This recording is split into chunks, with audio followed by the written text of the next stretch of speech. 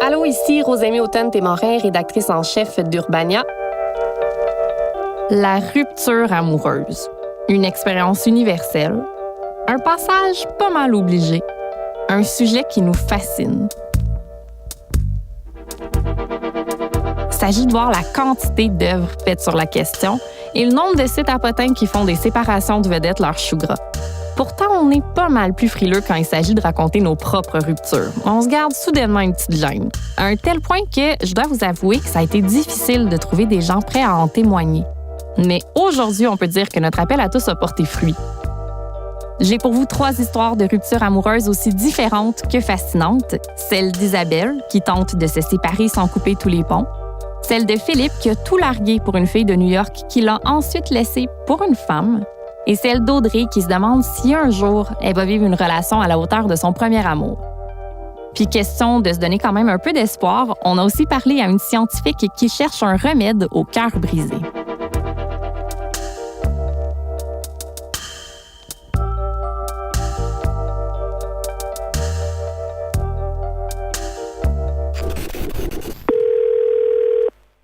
Je suis là. Isabelle, 40 ans, 2 enfants, séparés depuis 12 mois. Je vais juste changer d'emplacement. Je vous reviens tout de suite. Mais son ex, elle le voit tous les jours de la semaine. Son ex, c'est son ami, c'est son confident, c'est même son patron. Moi et mon ex-conjoint avons passé 22 années ensemble avant de finalement rompre il y a de cela 1 an. L'usure du temps a eu des effets sur notre couple qu'on s'attendait pas, qu'on voulait pas, qu'on souhaitait pas, ni l'un ni l'autre, mais on a été forcé d'admettre que ça s'était passé quand même. C'est la faute de quoi? C'est pas clair non plus. Puis en même temps, ça servirait à rien de le trouver. Mais on n'était plus confortable, ni lui ni moi, dans cette relation-là.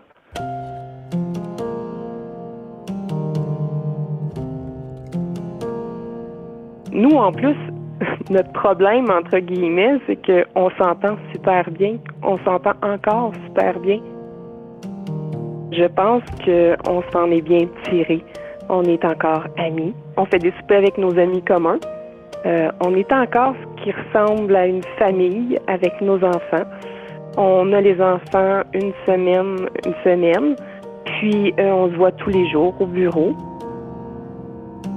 Déjà que je travaille avec lui, les gens comprennent pas. Se demandent qu'est-ce que je fais encore là. Quand il y a quelque chose qui fonctionne, je vois pas pourquoi il faudrait aussi mettre la hache là-dedans. On s'accompagne dans la vie depuis qu'on a 18 ans. Je pense qu'on était et qu'on est toujours des conjoints, mais différents. Parce qu'au départ, quand il y a une rupture, il y a une forme de rejet de l'autre. Tu as perdu ta moitié, tu as perdu ton amoureux. Veux pas, tu te rabats sur tes amis un peu. Puis ces amis-là, ben, ils vont pas dans le bon sens. Ah non, c'est un pas fin, là. Ah, il faut que, là, fais ci, fais ça, ça te donne des conseils, ça...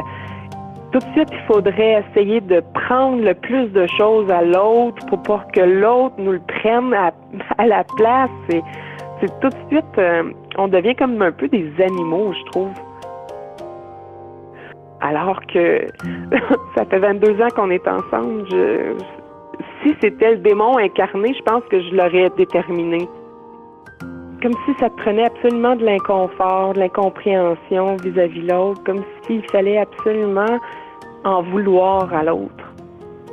Alors que c'est pas nécessaire ni même à propos dans notre situation. On n'est pas ni bon ni mauvais, on est quelque part entre ces deux pôles-là, puis on fait juste notre possible.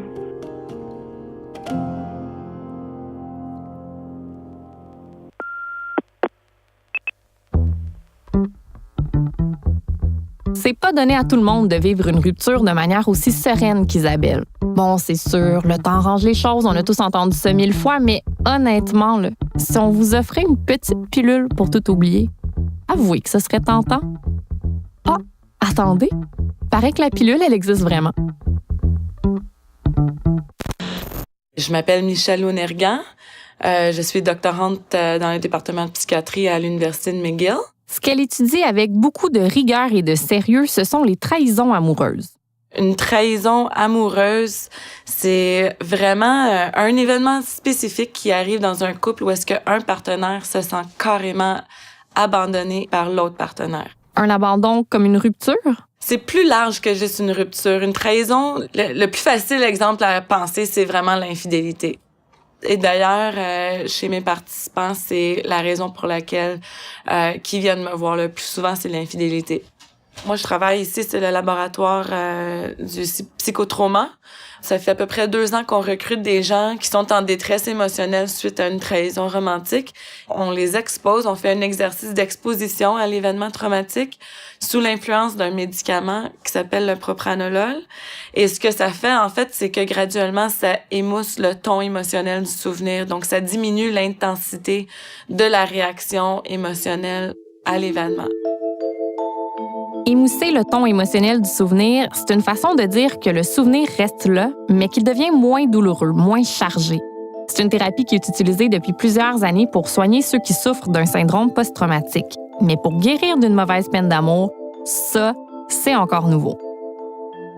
Chez les gens qui vivent un événement comme ça, plus qu'une rupture, vraiment une trahison, un abandon, il y a certaines personnes qui vont en réagir d'une manière qui est semblable à une réaction traumatique. Quand ils sont confrontés avec ces événements-là, ils vont avoir une réaction comme s'ils revivent l'événement. Donc, ils vont avoir de l'anxiété, de la dépression, de la tristesse, plein de symptômes reliés directement à l'événement. Par exemple, avec l'infidélité, la personne va constamment penser à la journée de la découverte. Ils vont avoir des pensées intrusives de leur partenaire avec l'autre personne. Même s'ils l'ont pas vu, ils vont se faire des scénarios qui sont pas capables de sortir de leur tête. Quand on vit un événement stressant, on a une activité neurobiologique dans notre cerveau qui fait en sorte qu'on se souvient extrêmement bien de ces événements-là.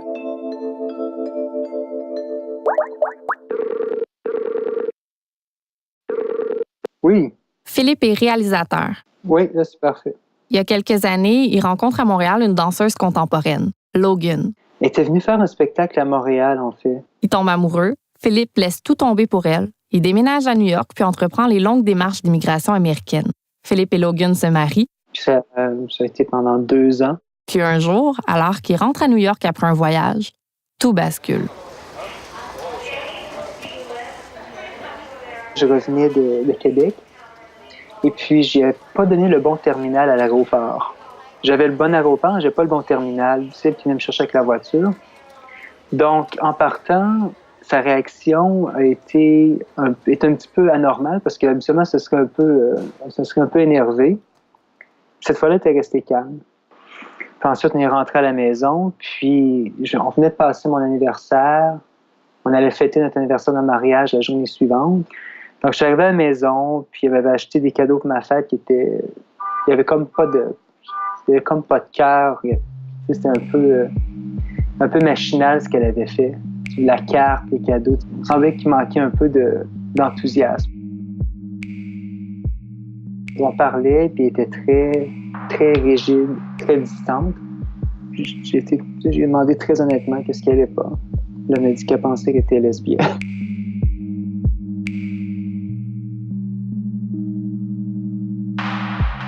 Quand Logan m'a annoncé qu'elle remettait en question son orientation sexuelle, donc notre relation, pas que ça ne m'a pas affecté, mais c'était juste une chose de plus par-dessus tant d'autres. C'était pas une question de vie ou de mort, donc je posais la question si elle voulait être...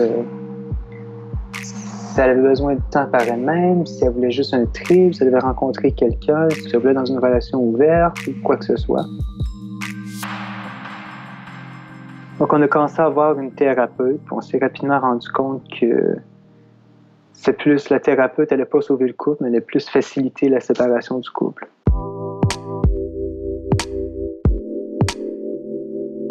Au début, on se voyait un petit peu, puis il y a certains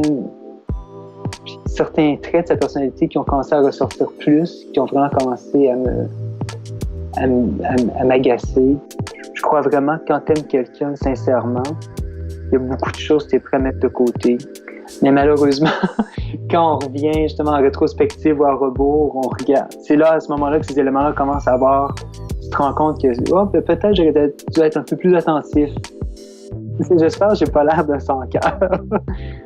Quand les événements dépassent mes capacités émotives, je pense que c'est vraiment ce que je fais, c'est que je me jette complètement dans le rationnel ou dans cette espèce de froideur analytique-là pour essayer de mieux comprendre puis de me protéger, en fait.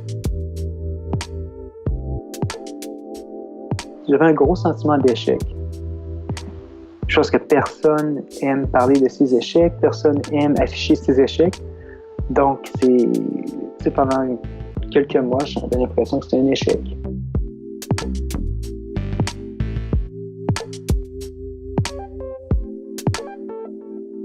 Un jour, on se sépare. On a le cœur déchiré, le monde s'écroule. Et par une drôle de magie, quelques mois plus tard, on en parle calmement comme Philippe, comme si c'était la chose la plus naturelle du monde. Mais il y a des gens qui s'en sortent jamais. Et ce sont eux que veut aider la chercheuse Michelle Lonergan. Il y a certaines recherches qui disent qu'à peu près 80 à 90% des gens vont vivre un événement traumatique dans leur vie, un accident de véhicule, une agression non désirée par quelqu'un d'autre. Et puis, c'est une minorité de ces gens-là qui vont développer un trouble de stress post-traumatique. Pareillement, avec une trahison amoureuse, je dirais la plupart d'entre nous vont vivre une trahison amoureuse dans notre vie. Pour la plupart de nous, on va avoir une réaction où est-ce que on réagit, on est vigilant pendant un certain temps, puis avec le temps, ça diminue. Mais chez une minorité des personnes, ça n'arrive pas. Ils restent en détresse prononcée où est-ce qu'ils ont de la misère à se concentrer, ils ont de la misère à travailler. C'est la minorité des gens et c'est cette minorité-là que nous, on veut essayer d'aider. Les gens me disent, surtout après 3-4 semaines, ils commencent à me dire « Ah, c'est fou, quand j'y pense, là, ça m'affecte plus comme ça m'affectait avant. Je suis capable de me contrôler. C'est vraiment, ça a changé ma vie. Je suis capable de supporter mes réactions. Je suis plus en colère grave. » là. Il y en a qui disent « C'est sûr que j'aime pas trop cette personne-là, puis ça me tentera pas de la revoir. » Puis ils ont encore un peu de colère que moi, je dis « Bon, c'est correct aussi d'avoir encore un peu de colère. Là, c'est pas la fin du monde. » Mais c'est dans un niveau que leur qualité de vie là, est vraiment beaucoup améliorée.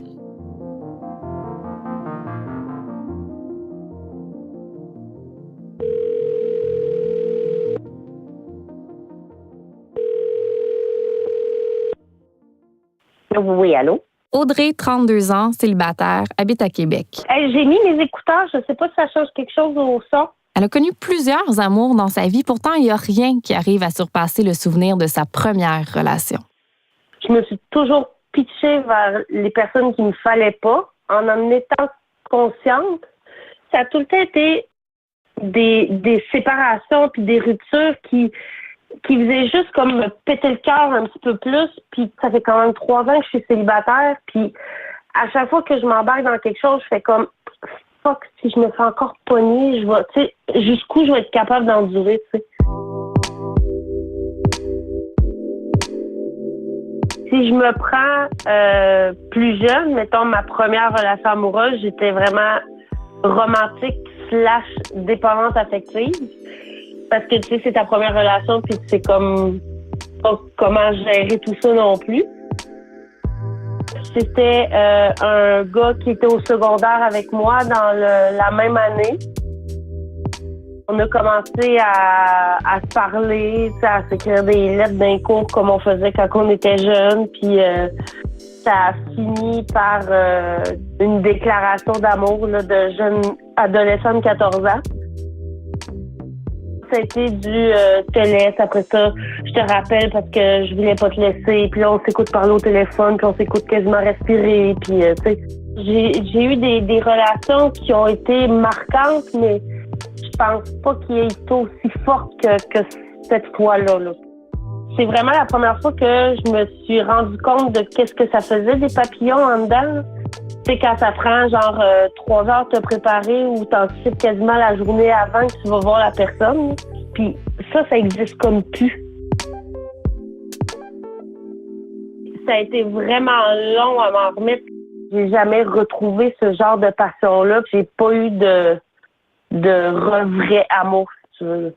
Puis son métier fait qu'il se retrouve souvent soit sur des événements où il passe dans la rue ou des choses comme ça. Puis à chaque fois que je le croise, on dirait que le cœur va m'éclater. Là. On dirait il y a un rythme cardiaque qui accélère. À un moment donné, on est vraiment passé comme vraiment proche, mais je me dis, je sais pas qu'est-ce que j'y dirais. Je sais pas comment je réagirais. Je sais pas si je me dis, je vais sûrement bégayer ou m'effondrer par terre. Puis on dirait que c'est comme un petit mystère que j'aime me garder à moi, là, de me dire, quand je le vois, tu sais, je capote. Là.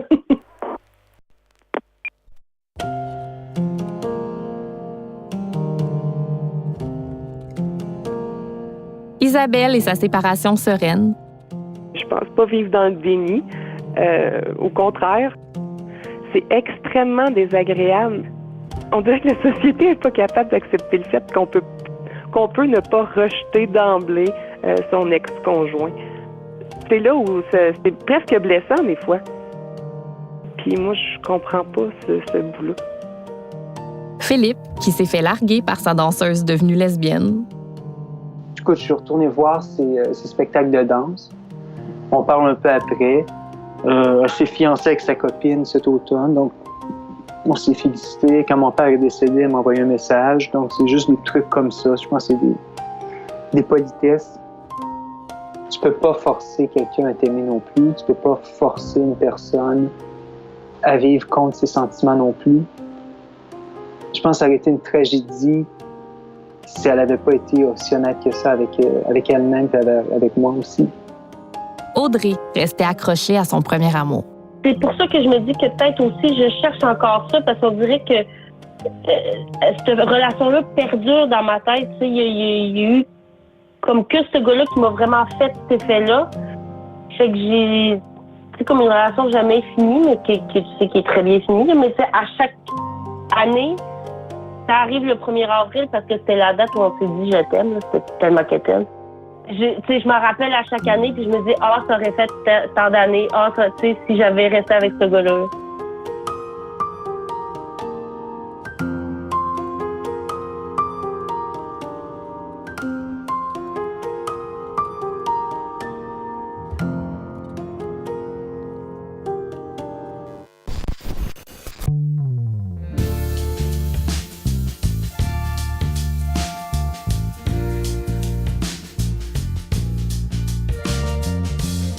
Si vous avez aimé les histoires que vous venez d'entendre, je vous invite à aller découvrir toutes celles qu'on vous raconte à la télé et sur le web.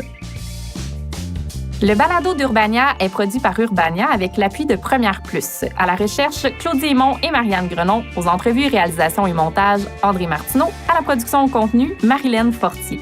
Je m'appelle Rosamie Automne-Témorin. À bientôt.